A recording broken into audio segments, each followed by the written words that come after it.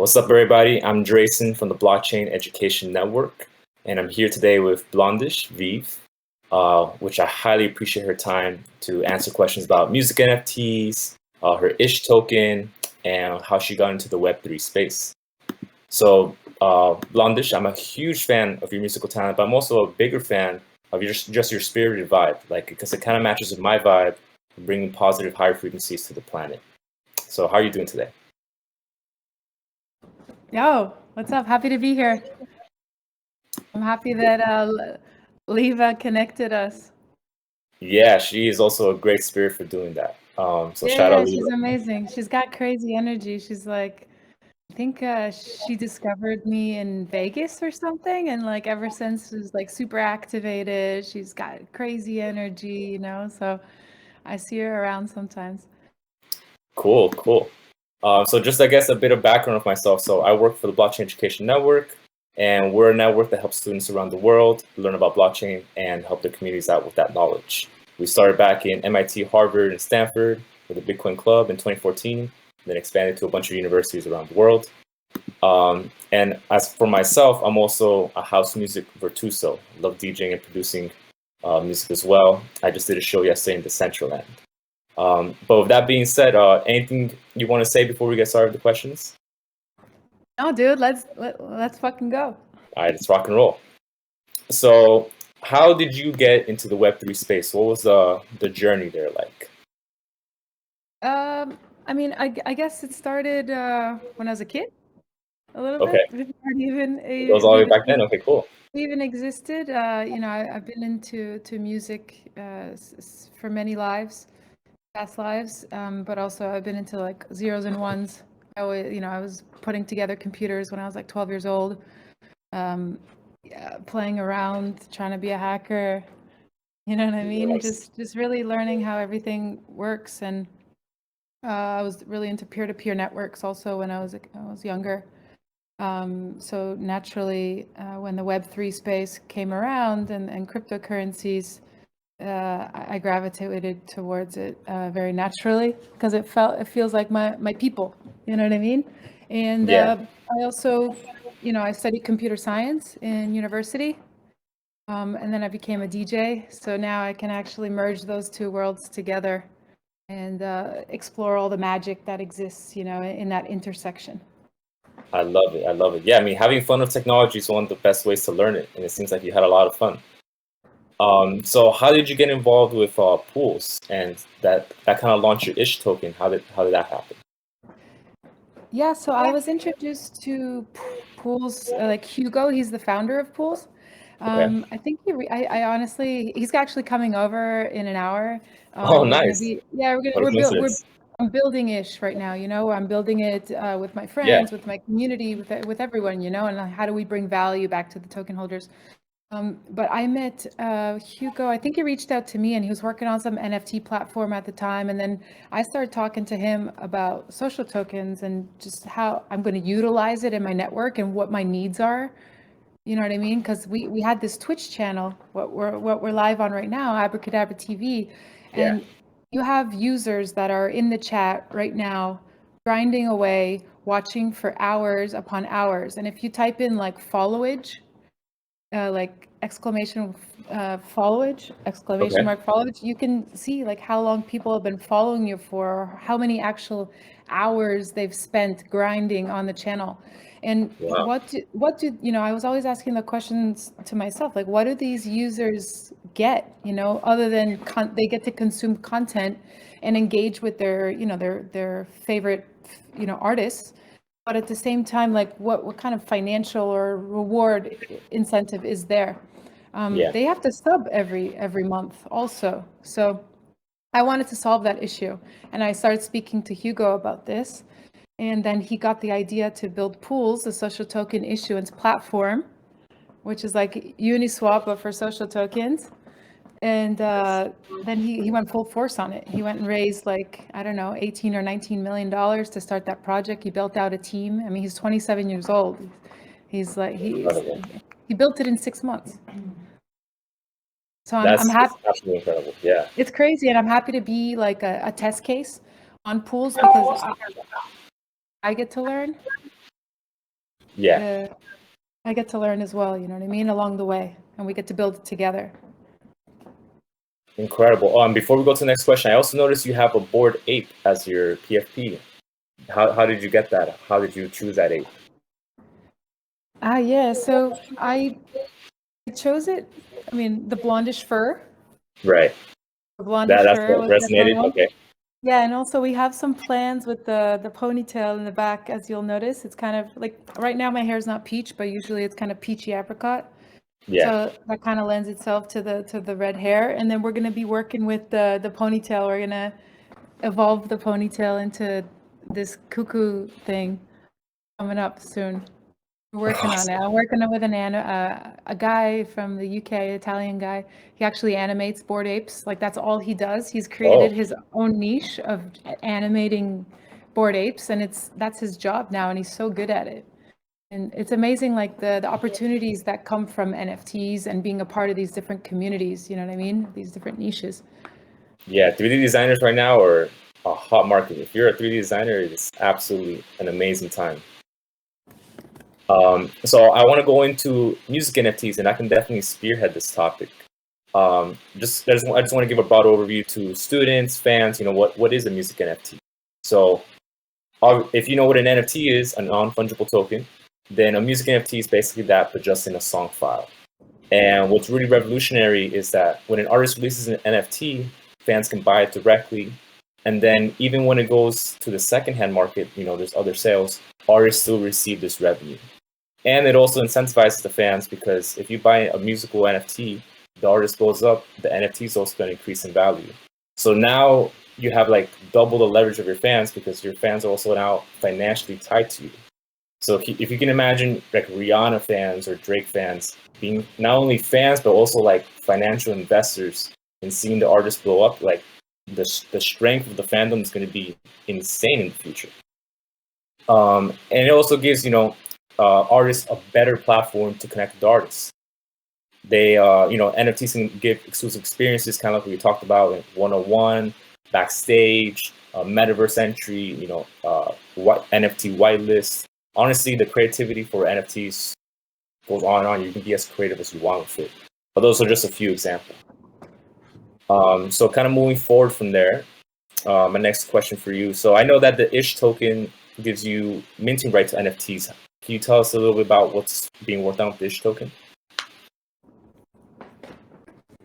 I know you said Hugo's also coming over to talk more about it, but anything that you have in mind? Of course, of course. So basically, when we were started to launch this token of ISH, it's like how it's a way to align the community around a common goal. And Yes. that common goal in my world, in the Blondish ecosystem, and it kind of trickles around Abracadabra and also Bye Bye Plastic is where we remove the single-use plastics in the music industry, is, how do we bring the earth back into the balance? How do we bring humans back into the balance with themselves? Because we've kind of lost that. Right. And also, what does that mean when we come back into the balance? It means we're in a happy, happy world. So the ultimate destination, which is a game in essence, is to get to happy, happy world. It's like if you look at a pirate ship map and you see the X and the treasure, that's happy, happy world, and we're searching for it. So when I launched ISH, which is just energy as a currency, it was ways to reward the value givers of this ecosystem, so the fans, anyone giving their time and energy to the ecosystem. But now it's evolving into a game. Like we're gamifying this whole thing. So now we need to build NFTs around it. So if you're an artist, there's certain things of value that I can provide to artists that they can't necessarily get anywhere else, right? And what are those things? So through the ISH token now, and let's say a special membership pass, let's say for DJs and producers, I can, now you can get access to my unreleased edits that I've only ever played in my own sets, right? You can get access to unreleased edits of my artist friends who've also worked on these tracks. and they want to make available to the community. You also, get guaranteed feedback to your demos. Like artists need feedback on their demos just to improve their music. What's another hard thing for artists and DJ producers to get their music signed? It's hard for them to get their music signed. So we can help with that. I'm not saying I'm going to get your music signed, but at least we can go. We can give you. Yeah, exactly. We can give you the feedback. You come back with a solid project. If we think it fits a certain label, we will also help, forward that song and get your music heard. And a really cool thing that we're going to be offering ish token holders and or people with a membership pass is we're doing remix competitions. So awesome. I don't know. I'll be joining that. Yeah, sick. So, I mean, I don't know if you guys remember, but for one of my last releases, Garden of Eden, I did with Rowie, basically Metapop, which is owned by Native Instruments. Are you familiar with Metapop? No, not too much actually. Sick. So it's basically a website. It looks like SoundCloud, right? Okay. It's owned by Native Instruments, and producers can go there, and there's remix competitions. So you can download the stems. So basically, Garden of Eden was up there. You can download the stems, and then you have like 2 weeks to submit your remix. And when you're finished your remix, you upload it to Metapop, and then all the other producers and everyone, it creates this kind of like microeconomy where people are giving feedback on your tracks. So we did that for Garden of Eden. And then 3D. And then I basically went live on Twitch, and I sat there for 4 or 5 hours with the producers, going through each of their tracks, giving them feedback. Like, this is of great value to people. And then the winners, there's 3 winners. They got some prizes, like some Native Instruments software, complete or whatever. But now everyone wanted a release. All the producers wanted a release. That system wasn't set up yet. So that's what we're going to do around the ish token and the different passes and NFTs, is give you access to these remix competitions to win prizes, but also to get your music released. Because that's ultimately what producers want. So that's just one choose your own adventure of the ecosystem, Yeah, and I love the examples. I love the examples you gave out, that what a DJ producer can do, like put out stems, sort of remixes, opportunities to be signed, opportunities for feedback. That's amazing, what you just said. That's going to be really helpful for artists. Yeah, and the idea is, that's what we've thought of so far. And the beautiful thing around social tokens and NFTs and communities, that they can evolve over time. So as the priorities and shift around the community, you can also align that with the incentive mechanisms of the tokens. Right. Do you have any plans to DJ in any metaverses soon or later this year? Yeah, of course. Sandbox.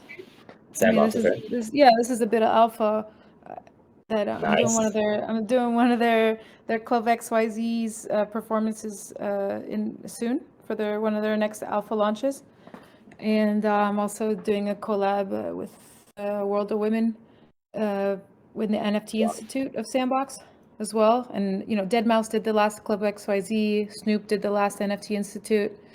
So I prepared I'm going to prepare some performances for both of those, and I designed the club with them as well. Made it more blondish. Thank you for the alpha. That's so exciting. Yeah, sick, guys. So I'll try to get some alpha passes for ish token holders. I'll somehow figure it out in the Discord how to get those to a few people. Cool.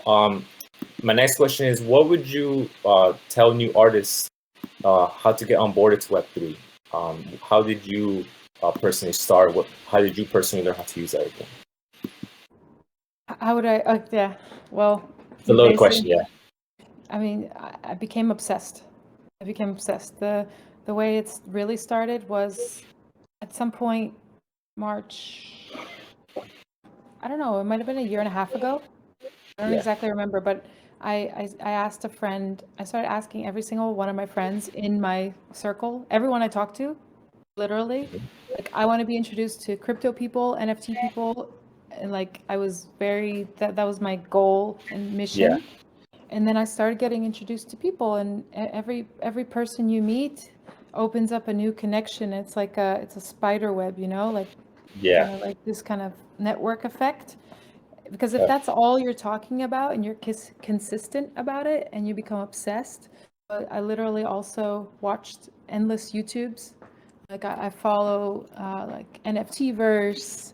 I was more back into DeFi back then, but like there's a lot Right. of good NFT and DeFi channels. Um, so I was watching that all night and all day long, and then meeting people IRL, and then from that I started getting invited to different NFT groups and WhatsApps and endless Discords. I mean, you guys know how Right. it There's so is. many discords. Yeah. Yeah, and you find your community. You find where you kind of like fit in a little bit more, and then you start making your friends around that. Like I got into CyberKongs in September, I think, because of KG Jan. He's Okay. he's another YouTuber. That's CAGYJAN, and I got a CyberKong like a baby, and that gave me access to Wall Street Kongs, which is an alpha group in their Discord. So I started getting different, and it's all about alpha. So I Right. started getting alpha there, and from that I was giving alpha to other people, and that alpha gets you kind of into these different networks. Right. It's that kind of like how we're doing now. Like people that are tuning in, they're getting alpha, and it's just kind of going down the rabbit hole. Exactly, and it's you Deeper and gotta deeper. provide value. Like many artists ask me, like, how do I get into NFTs, or can you spend some time explaining it to me? And that's how I got into the community. Was I just spent time. I literally spend a lot of my time in this community. I show up. It's not something you can just make an NFT and then you're in. It's like you got to Right. do the time kind of thing and bring something of value to people, to the token holder in essence. Yeah. And another big tip I recommend, which I'm sure you did, is just to have fun and experiment. Having fun with the new technology. Like test out a MetaMask, buy your first NFT. It doesn't have to be something so expensive. Just have fun with it. Just do it, yeah. And also, like, when we're building ish and the whole ecosystem around it, like, you don't need to know every bit of it, of how it's going to roll out. You can just Right. start with a few use cases or even one use case, do it well, do it consistently, and then the community gives you feedback and you keep building. Yeah. No, NFTs are really revolutionary, which kind of leads me to my next question. From your circle of artist friends, are there people working on music tokens, NFT, any Web3 features? If they are, what are they doing? And if they're not, then what's holding them back from that too? Yeah, I mean, there's so many. Everyone's working on music NFT, right? You got. I mean, some of them make sense, some of them don't, but it does like it's just Yeah. experimenting at the end of the day. Like at the end of like, I was at NFT Paris a few weeks ago, and then someone was talking about how you don't even have the copyrights for your NFTs. It's like you think you do, but you don't.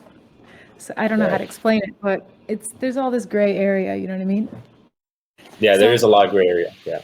so I mean, what I thought was cool was Boys Noise. He did the Rave Pigs. Um, the project hasn't really taken off yet, but basically, like each Rave Pig NFT. Actually, you can log into a Web3 portal, and then as long as you have those Rave Pig tokens in your wallet, you can download the actual stems that are associated with that token. And then That's cool. you own those stems. You own that music. Apparently you don't, like in the back end, the legal way, but he's Right. giving those to you, and you can use them how you please. Like, and then so I thought that was really cool that you actually get stems that you can use in any way you want. Um, and then also, did you see the Orbs by BT?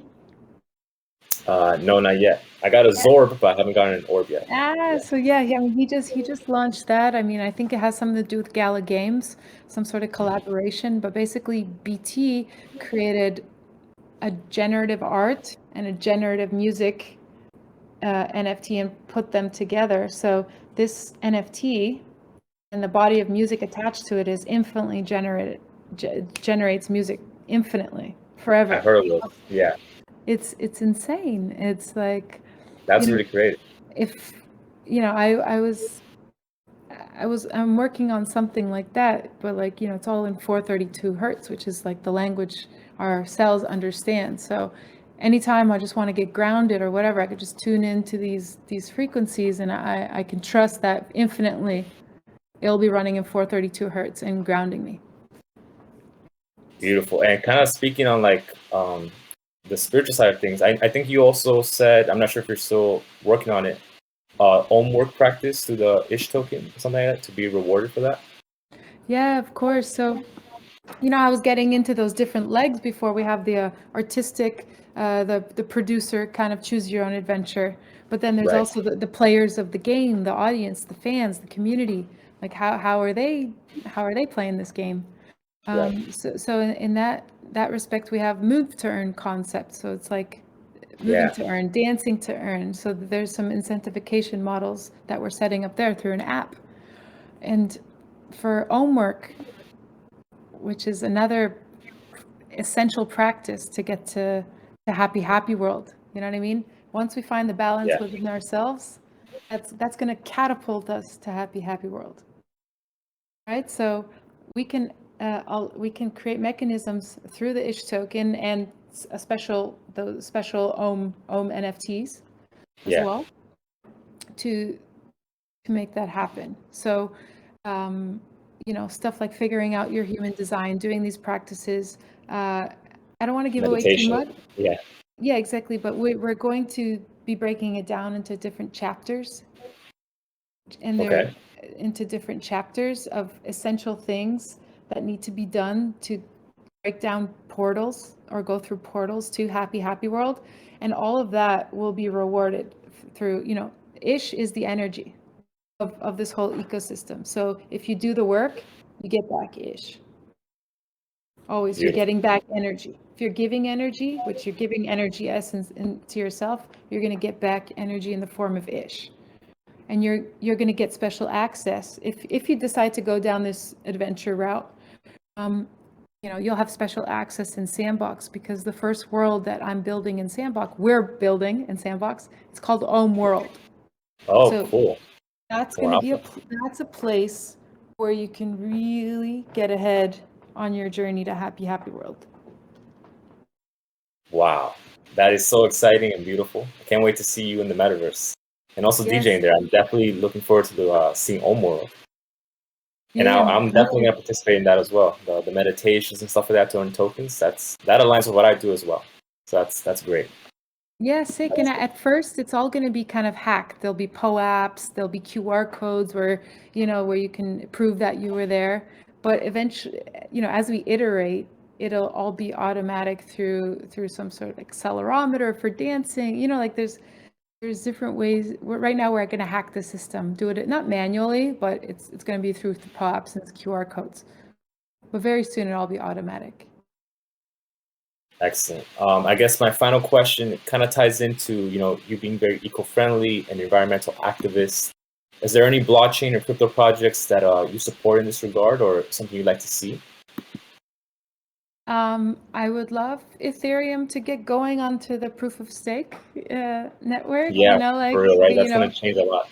Yeah, it would really help, just because it aligns with my ethos, and because now it takes a lot of work to offset the carbons, whether it's carbon removals like Nori, Nori. You guys are you familiar with Nori? They actually have relationships set up with different farmers. I think mostly US based, but they actually, if you buy an NFT, it actually removes carbon from the atmosphere, instead of just offsetting carbons, because offsetting carbons, we don't really know what's going on there. You know what I'm saying? Great initiative, right? Yeah, and also a Cello. I am thinking about building on Cello potentially. I'm talking with them, because they're so focused on the environment and negative carbon impact, and it really aligns with like Bye Bye Plastic's mission. Like we really gel there. And Avalanche, Bye Bye Plastic is actually we found a niche, because during the pandemic, all the events went to zero, right? Everyone's struggling, no festivals happening. Now everyone's like coming back like crazy. Put just Full force. Yeah. full force, selling tickets. They're just happy to open doors, make up some money that they lost for the past few years. And the festival organizers are not so focused on spending more money to have plastic alternative products or remove plastic. So that was an issue for Vibe Plastics. Like, how do we beat this? How do we beat that? You know, like, how do we beat the oil industry at their own game, because they're keeping the oil prices, the plastic bottle prices so down. So we found a way through crypto, blockchain, DeFi, on how to subsidize that difference, you know?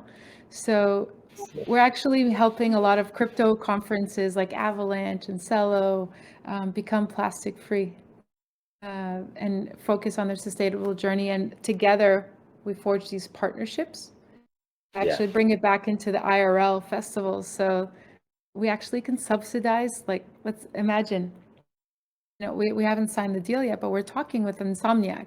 You know, we're having open conversations with them. And imagine we're subsidizing their plastic-free journey, right? Mm-hmm. So we lock them in for 2 to 5 year deals, and we subsidize them to go plastic-free.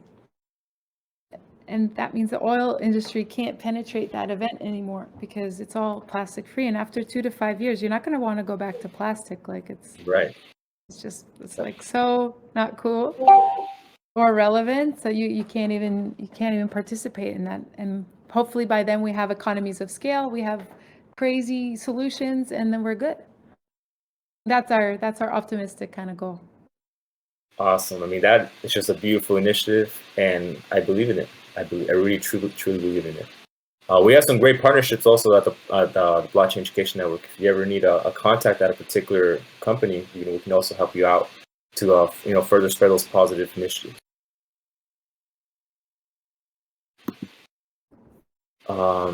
Also, I think we're about to start winding down. I also saw you have an upcoming show here in Saline in Orlando, right?